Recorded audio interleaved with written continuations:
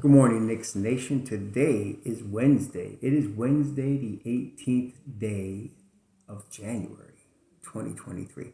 I hope you're safe and healthy today. I hope your family is also safe and healthy, and that the needs of you and your family in terms of food, shelter, clothing, as well as health are being met today. Blessings upon those that work in the healthcare field, along with the first responders who are out here every day doing the heroic work of saving lives. Blessings also upon those that pick up garbage for us, keep streets, sidewalks, parks, buildings, stairwells clean and disease free. And those that do the humble work also of making deliveries of food, water, mail for our convenience, sometimes at the peril of their own lives.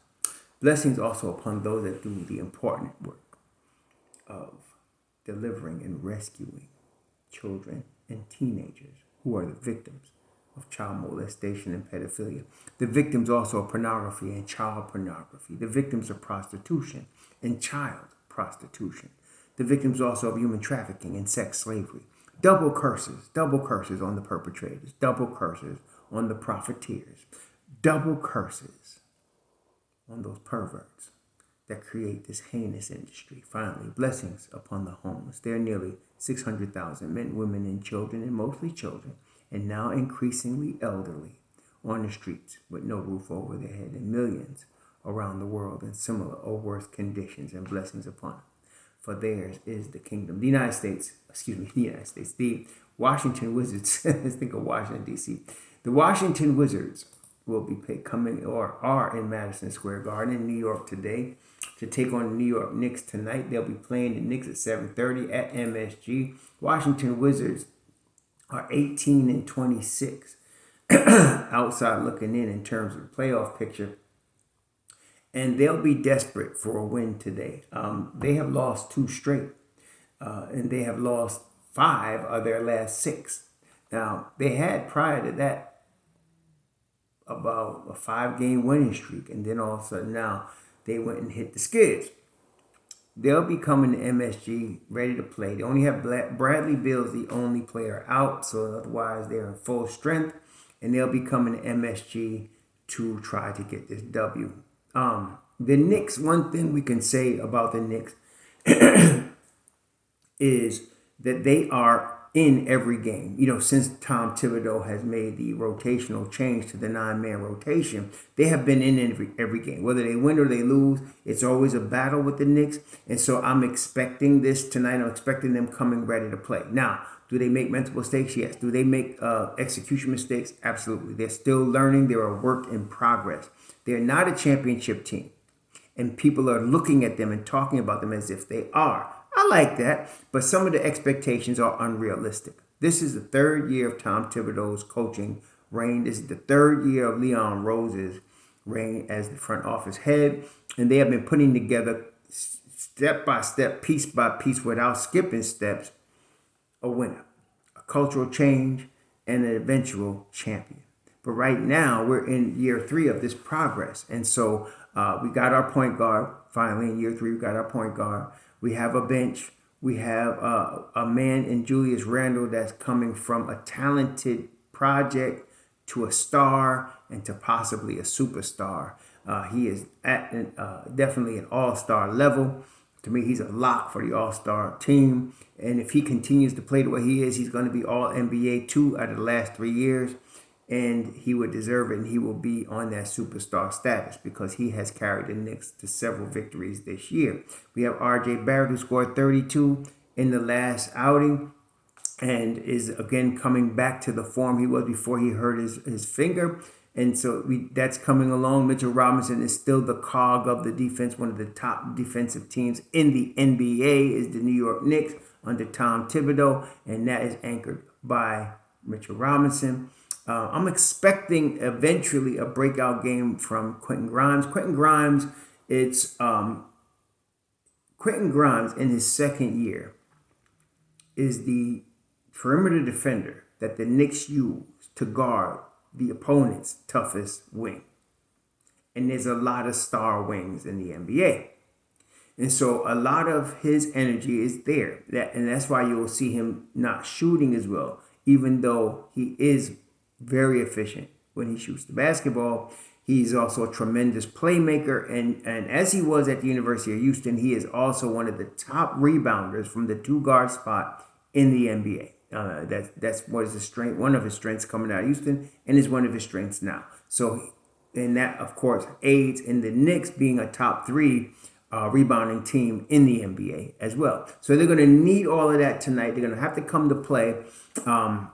The Wizards certainly are going to. So we're going to have Wes Unseld Jr. is going to bring them ready to play. They're trying to get a desperate win, and so the Knicks have to take care of business at home. So that game again is on at 7:30. I'll be watching it, and then tomorrow we'll be talking about it. But I wanted to also bring up another thing. So we were talking about, several of you, I mentioned last week, Chris Murray is the guy to me in this draft. Like when you throw out the first 5 picks, because the Knicks are not going to get the first 5 picks. People are always, wishing, hoping, lighting candles, whatever, for the Knicks to get, the top pick. It never happens. It's not going to happen this year because the Knicks are going to be a playoff team. So they're going to be picking after the lottery, okay? And we talked about the possibility of trading up into the lower part of the lottery if they needed to get Chris Murray. Chris Murray is head and shoulders, to me, above all the other players here in this draft as a fit for the Knicks. And so let's talk about fits for the Knicks. To me, in terms of what the Knicks fit is, so we have 3 centers. And one thing we don't need is a rookie center. Victor Wembanyama is the exception, and we're not getting him. So we don't need a rookie center. There is no center. I looked at the centers in this draft, the 5 spot. There's no center in this draft we want, okay? The rookie centers, even when they're good, need 2 or 3 years to make that impact. Anytime it's not like that as if they are a prodigy offensively, like Kareem Abdul-Jabbar, who came into the NBA as Lou Alcindor. He was a prodigy offensively as well as defensively. He went on to win 6 MVPs. But a rookie that's a prodigy offensively that can take the pounding is certainly going to make an impact in his first year. That's why Victor Wembanyama is ranked so high, because he's got offensive prodigy potential, but he's just really skinny. But that's why he's the number 1 pick this year. But aside from him, there's nobody else in this draft that is worth picking. We got 3 centers right now. We really do need to replace Isaiah Hartenstein, but I would replace him with another veteran 5 or somebody that knows how to play the game at the 5 instead of a rookie. So we have 3 5s. We don't need a 5. We have 3 point guards. We don't need a point guard. Okay, we have 3, right? We're good there. And we have 2 power forwards in Julius Randle, who's just about indestructible, and behind him, Obi Toppin.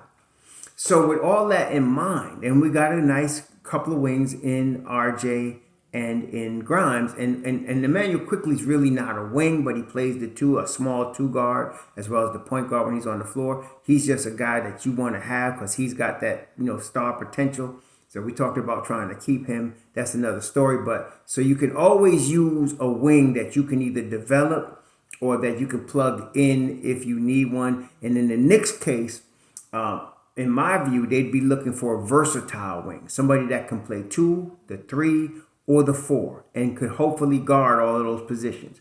The only player in this draft, the only one that could do that is Chris Murray.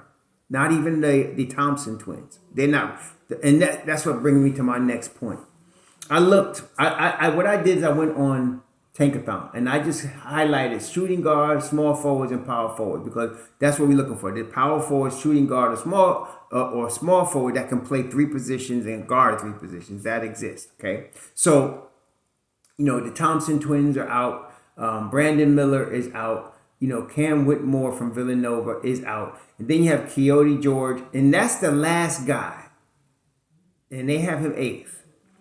That is worth getting in the first 10 picks to me. That's it. Okay, nobody else. So everybody else falls into one of 2 categories. Either A, and I'm telling you, there's all of the kids in this draft are like that. And I'm getting ready to talk about 3 that I think might fit with the Knicks. But I'm going to be honest, aside from Chris Murray, I'm not really enthusiastic about any of these guys. Okay? And I'm not saying none of them are going to come to a star that's outside the top 8, because somebody always surprises you. But I wouldn't pick him. And this is the reason why. Y'all remember Kevin Knox, obviously. He used to be in New York. Nick picked ninth overall. Kevin Knox is not a scrub. But what ruined Kevin Knox was coming out of the University of Kentucky too early.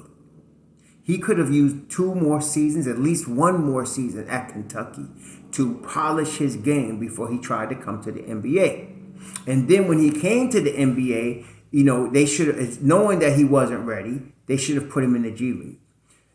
Everybody in this draft that's 20 years old or under is in that position.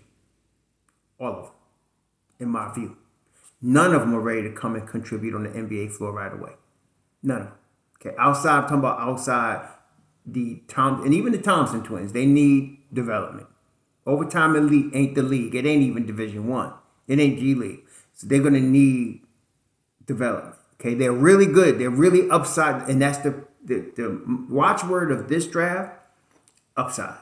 There's a tremendous. I don't think I've ever seen a draft with this much upside in it. But all of these guys, like I looked at all of these guys. For example, one of the 3 guys I like is Taylor Hendricks. Okay, Taylor Hendricks plays for University of Central Florida. He's 6'9", 210 pounds. He's long. He's wiry. He has the template of somebody that could become a professional player. Okay, but there is no way he should be coming out this year. He should be staying in school for at least another season, maybe 2. Okay, and that's typical. And I like him. He's one of the 3 guys I would have the Knicks pick. Okay, but it's G League, straight to G League for this kid. He is not ready to play in the NBA right now. Okay, and that's what I'm saying. This is typical. Or there's a guy like Bryce Sensabaugh. Bryce Sensabaugh is 6'6", 235 pounds, and he's 19 years old. See, and this is the way I think. I got a history of remembering basketball from all the way back to when I first started watching it in the late 60s. Bryce Sensabaugh is this, to me, very talented, strong. He gets 8 boards a game, 26 points, can shoot the rock, 6'6", 235 pounds. But when you look at him, this is what I see. I see a dude that's going to get an NBA paycheck and turn into the Pillsbury Doughboy. That's what I see. Okay, I gotta know that he's gonna work his tail off because he has the get fat quick gene. It looks to me. Okay, that's what I see. I don't think he's gonna get any taller than 6'6", but he can get wider than 235. And he's not like the chiseled 235 like a Julius Randle. He's 235 in a boy's body that he could get all kind of fat on you. That's my problem. See, and I'm really risk averse. You're already taking a risk. It's a lottery, right? You're already in a risk situation. So you want to reduce the risk or limit it or as much as you can. Too much risk with him. Okay? Too much risk. Too much risk. I don't trust the fact that he is that big, like that. I just don't. So no. See? And yeah, I don't like that. And then Terquavion Smith. He's 20. He's not quite 6'4", but he's not a point guard. And he's not as good as like an Emmanuel Quickly. So what are we doing here? I don't know. No. You know what I'm saying? No. That's why I said everybody has to be at least 6'7". So I'm looking at these guys. This G.G. Jackson, all he could do is dunk. That's it. Okay, get under the basket and dunk. And I'm not saying he won't become something, but I'm not picking him now. He needs another year at South Carolina. He shouldn't be coming out now. Okay? That's my point. Okay? No. I looked at Dylan Mitchell. He's all right. See, he's not popping out at me, though. There's nothing popping out. He might become something later. I don't know. But no. Taylor Hendricks has the framework. He has the potential for the versatility. And that's what it is. He has the upside for the versatility. He has the length already. You can't teach that length. I don't know how long his arms are, but they're at least 6'10", if not 6'11" or 7 feet. He has a motor. I like Taylor Hendricks, but again, he would be straight to the G League. See, Chris Murray would go straight to the bench. And if somebody got hurt, he could play next year. Okay, fundamentally sound, can guard three positions, can play three positions. IQ off the charts. Plus, he's 6'8", 225. I like that kid. That's the guy, okay? All of these others I'm settling. Now, the next one, I like Taylor Hendricks, but then again, all right, now the next two I'm going to name are more ready than anybody else aside from Chris Murray, to me, more ready to come into an NBA team and play in their first year without having to go to the G League, even though one of them I would definitely send to the G League. This one is Julian Strother out of Gonzaga. I looked at him. Somebody mentioned him to me, and I looked him up. I like this kid. He's 6'7", skinny kid, defense, fundamentally sound. He can definitely guard the 2 or the 3. I am not sure about him guarding 4s, but he can play and guard the 2 or the 3. He's a legit wing in that regard. Beautiful stroke on his jump shot. This is his second year, so he stayed a year. He should have. He wasn't ready his first year, and he's ready now. He is. And I'm not saying he's going to be a superstar, but he's going to be a solid NBA player for sure. He will work hard, and I'm really liking the program he's coming out of at Gonzaga. When you talk about some of the kids that have come out of there, particularly like a Corey Kispert, Corey Kispert, or Suggs. They've been producing. I mean, aside from, John Stockton came out there a gazillion years ago, and Kelly Olynyk also, but I'm saying in recent years, they've been producing very solid pros. The guy on Memphis, there's a guy on Memphis that come out of there, and I knew he was going to be a good player coming out of there as well. What is this kid's name? Hold on, I'm going to have to find it. He's like a pogo stick, this kid. And he really is limited, but he's gotten better. But really, he really plays his position well. He doesn't start for them since Jaren Jackson Jr. came to the team. Brandon Clark, I liked him coming out of Gonzaga. He plays within himself. You see, sometimes a guy really hurts himself trying to do things he really can't do. But when guys play within themselves and stay within their game, they can maximize what they're doing. And Brandon Clark did that. And he came out of Gonzaga. I liked him. And so they've been producing some really good players, some fundamentally sound players, high IQ ball players. And so Swather is what's his name again? Julian Swather is one of them. Okay, he really is. So I like him, and they got him projected in the second round. I think he's going to rise into the first round by the time this is all said and done. I said Swather. He's just, to me, he's better than a lot of these kids. Like, unless you're going to choose somebody for upside, which is most of this draft. Most of these guys, your Julian Phillips, your Leonard Millers, who's already in the G League, he needs to stay there another year. These young kids, Nikola Djurcic, these kids, Jordan Walsh, they need to stay another year wherever they at. Don't come yet. Okay. The next guy, though, that to me has truly star potential, but has had some issues. See, the NBA is really, I don't know if they put out a memo or what, but I have noticed they really are staying away from any player that has any chance of being radioactive. And what do I mean radioactive? That means a problem for the team as far as conduct. If they think you have a conduct issue, they are not going to mess with you. That's just, it used to be like they could take dudes off the playground and try to make them, bring them like Marvin Barnes back in the day. Marvin Barnes was superstar, like elite, before Jordan even existed type dude. But he went after somebody with a tire iron. He was transferring from one school to another. He ended up in the league, but he never really became what he could have become talent-wise. He was as good as anybody that ever played this game, but he had all of these behavioral issues off the court, Marvin Barnes. And so then back then they would try to get dudes like that, but then they would blackball others like a Connie Hawkins, right? Because he was accused of point shaving, and he never did it. but that messed him up for a long time. He didn't even get into the league till he was 28, and when he did, he was balling, but you never saw the greatness of Connie Hawkins that he could have been because of stuff like that. Well, they're really staying away from anybody that's radioactive. That's why some of y'all that kept talking about, let's go get Miles Bridges, y'all got to pay attention. Don't, sometimes it's better to be quiet and nobody know that you're really dumb than to open your mouth and people will find out. Because nobody wants a guy that just beat his wife up. Nobody wants that. Okay? The only way he's going to come back is with Charlotte, unless he wants to wait another couple of years and maybe let this thing die down. But he can come back with Charlotte. That's his team because they drafted him. They put a lot of investment in him. See? But nobody wants that. That's what I'm saying. So Imani Bates can play. He can. He was arrested for a gun charge, though.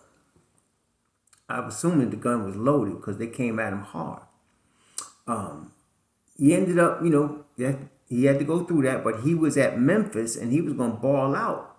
But with all of that, he transferred to Eastern Michigan. Okay, he's still young. He came into the college ranks as a 17-year-old and was balling. And so now he's still young. Imani Bates is still 18, going to be 19. But he's got this reputation with behavioral issues. And that's the thing. And I can't tell. See, this is where the pros, especially the Knicks, I am so glad the Knicks are very thorough in these situations. They don't play with this.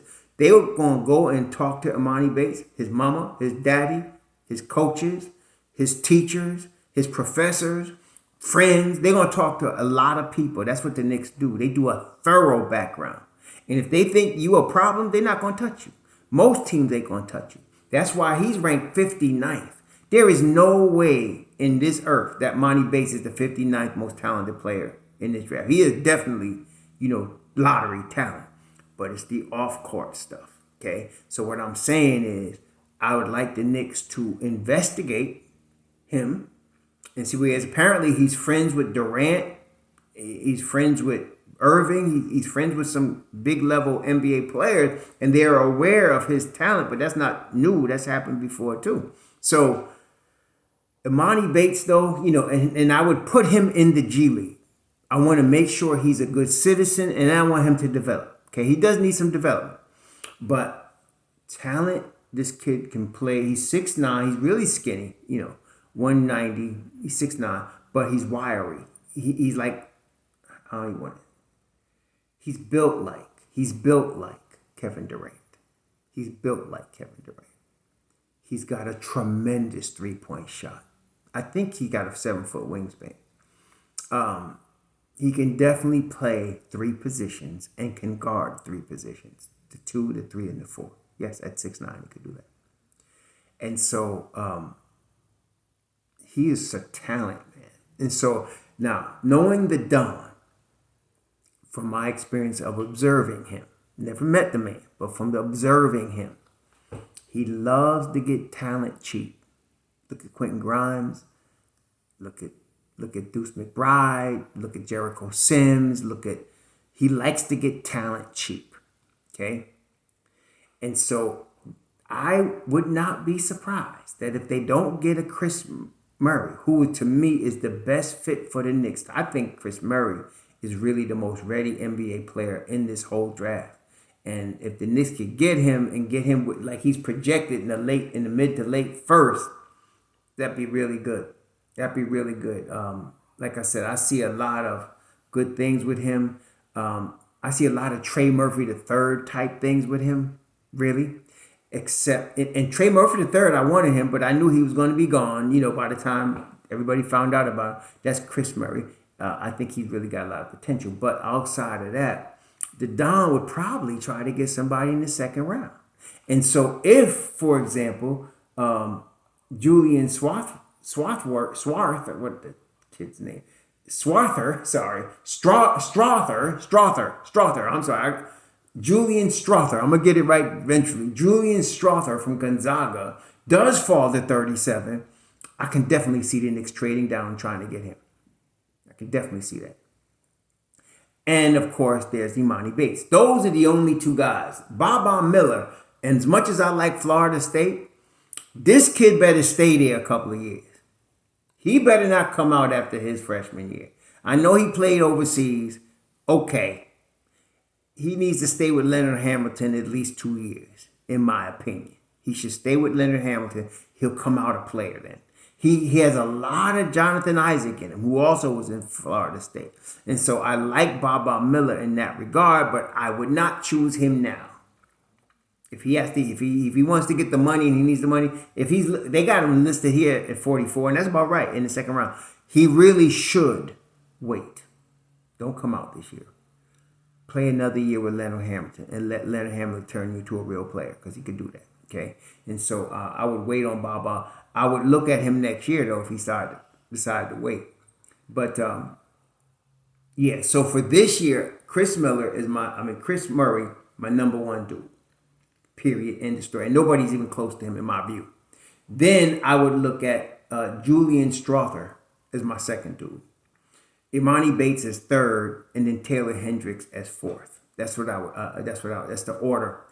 Strother is, to me, aside from Chris Murray, the second dude that's ready to play in the league right now. Imani Bates is more talented than all of them, but we got to look at his off-court situation, his conduct. We don't want nothing in the locker room, Knicks Nation, that's going to mess with us, okay? And that's that. And then there's Taylor Hendricks. That's your long-term dude. That's your long-term high upside potential dude that you want put in the G League for 2 seasons and let him come up and practice with the team and get used to the NBA game. That's Taylor Hendricks. But that's the only for now. Maybe something will happen by the time the tournament comes and somebody will break out and you'll see some more. But for what I'm looking at right here, like I said, either the older ones of these guys, the guys that are over 21, they one-dimensional, or they don't have any upside to me. I don't see it. The guys that are 19, 18, 20, all of them need to stay in school another year and not leave. But they're all going to leave. But there's a lot of bust potential when you see that. That's what was happening when they first let a lot of high school kids come out. A lot of high school kids started coming out when the NBA let them come out. Like Coleon Young, some of y'all remember him, Coleon Young. Very talented, but wasn't ready. And so never got the development. Just because a dude has pro-level talent, and that's a rarity in itself because there's not many pro-level players in the world. We're talking about 400 guys maybe in the whole world out of tens of thousands that play the game. But just because they have that talent doesn't mean they're going to make it in the NBA. You really need development to make it in the NBA. You really need to go through the steps. As Thibodeau always said, don't skip steps, go through the steps. And there's the physical development of your game and the mental development even more, just as important. And some of these guys never get that. See, so especially when you're dealing with it 18, 19 years old. So those 4 guys are the only guys I would take a chance on at this point. And Chris Murray is not really a chance. I see him as a surefire NBA player, no doubt. And Imani Bates, talent-wise, is, but again, I don't know about the off-court stuff. And then, of course, I like Julian Strother, and I like Taylor Hendricks for the same reasons. Taylor Hendricks, the long term. Strother's more ready. I would still maybe put him in the G League for 1 season, but I think that kid could play also. So that's what we're talking about as far as draft. Tonight, the Knicks at 7:30 taking on the Wizards. Let's get this W. They're going to come out with fight. And that's what I'm looking forward to. Enjoy your Wednesday. Shalom.